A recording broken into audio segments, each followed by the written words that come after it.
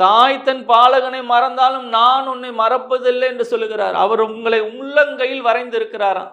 உள்ளங்கையில் வரைந்திருக்கனா சும்மா பேனா வச்சு வரைகிறது இல்லை, அந்த எழுதப்பட்ட வாக்கியத்தின்படியாக செதுக்கி வச்சிருக்கிறேன் அப்படின்றார்.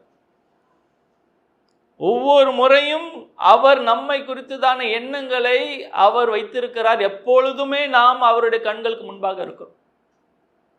நாம் அதை உணர்ந்து அறிந்தவர்களா இருக்கிறோம். அவர் நம்மை குறித்த கரிசனம் எவ்வளவு வைத்திருக்கிறார்னா, நமக்காக அவர் தம்முடைய ஒரே பேரான குமாரனை சிலுவையில் ஒப்பு கொடுத்து நம்மை மீட்டு ரட்சித்து அவருடைய பிள்ளையாக்கி பூமியிலே வானத்தின் பரலோகத்தின் வாழ்வை அனுபவிக்கத்தக்கதான ஸ்லாக்கியத்தையும் நமக்கு தந்து, இந்த விசுவாசத்தில் நாம் கடைசி வரைந்தும் நிலைத்திருக்கத்தக்கதாக நமக்குள்ளாக திரியேக தேவனில் ஒருவராகிய பரிசுத்த ஆவியானவர் வாசம் பண்ணும்படியான ஸ்லாக்கியத்தையும் கொடுத்திருக்கிறார்.